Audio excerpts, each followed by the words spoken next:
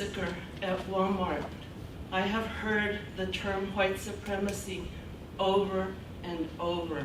So I want to talk for a second about the vagueness of language. Here's our mayor. Of a white supremacist that has no bearing or belong in El Paso. It was not done by an El Pasoan. No El Pasoan would ever do this. And I don't know how we deal with evil. I don't have a textbook for dealing with evil other than the Bible. There is our conservative, Republican, white supremacist mayor. A wicked man went to a Walmart store where families were shopping with their loved ones.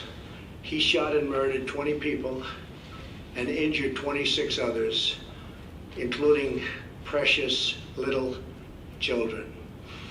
Then, in the early hours of Sunday morning, Dayton, Ohio, another twisted monster opened fire on a crowded downtown street. Let me back up just a little bit.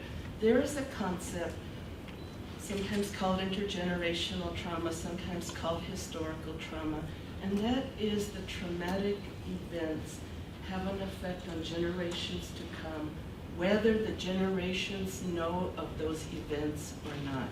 We could talk about healing and hope in times of darkness, but I'm not. I want to give this sort of caveat that I acknowledge all that stuff. But here, I want to push us a little bit to think about how often, perhaps more often, religion has functioned to fuel and perpetuate violence. We could talk about the KKK, as Dr. Bench alluded.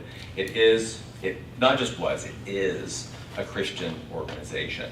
I want to think about the ideas about gender, religion, and violence that Judith represents, and then consider how we see those ideas resonating throughout contemporary dialogue. The apocryphal book of Judith offers one of the most unexpected confluence of gender, religion, and violence in biblical history.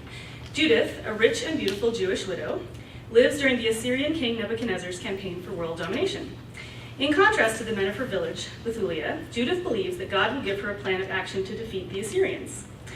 While Bethulia is under siege, Judith and her maid go to the camp of the Assyrian general Holofernes, and he's the guy being beheaded here, flatter and persuade him that they have come to offer information on the Israelite community in exchange for safety, wait until Holofernes is totally infatuated with Judith and totally drunk, and then chop off his head, return to Bethulia, and display the head to inspire the Israelites to resistance. And I sincerely hope that you are maintaining as best you can given these trying and violent times. And more importantly, that in this current environment, and when I mean current, I'm saying not only today, but the past 400 plus years, I hope that disturbs you to your core. The many individuals who are caged along the Texas-Mexican border, the children separated from their parents, the many young black men and women and children killed, such as Emmett Till, Tamir Rice, and others. The 680 Hispanic men and women working at a series of food processing plants, detained by ICE agents in Mississippi on August 7th of this year. There was no real system in place to take care of their children when this happened. But one of the things that I noticed as we were approaching the park was that behind the Coliseum, where the equestrian center is, there were rows and rows and rows of buses. And I remember kind of being around the city in different parts of the city and seeing all of these red MAGA hats, right? And I was like, oh, because you didn't see that before. And then right after you didn't see that. Where'd they go, right? Well, they were not from here. These were people that came in. And I think that that also speaks to what happens on August 3rd, that somebody came in to our city to do this very horrible act to the residents of El Paso, right? So there's this idea of coming in to take care of the problem, right? And so this all culminates on August the 3rd. A little bit about Belfast. This should look familiar to you.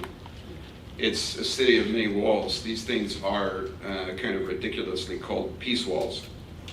And they're meant to keep populations apart from each other. But they're also meant to pin populations in. These are bridges in Belfast. The bridge on the right is not a bridge in Belfast. That should look familiar to you. That's the putting up of razor wire on the Santa Fe Bridge. The one on the other side is a bridge that spans out of a Catholic area, Catholic district, into the city center in Belfast, and goes across a kind of wasteland that has been built to keep Catholic and Protestant populations apart. So there you have the comparison. We both are living in divided cities, or we're all living in divided cities.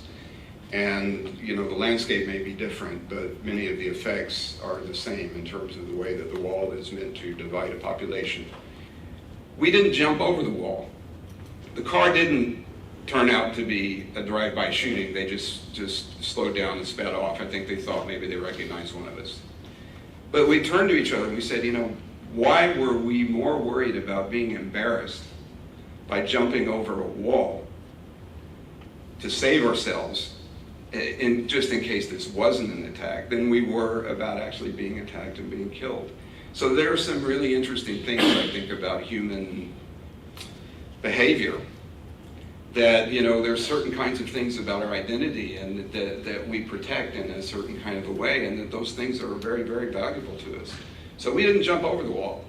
And afterwards told ourselves, wow, that was really, really stupid.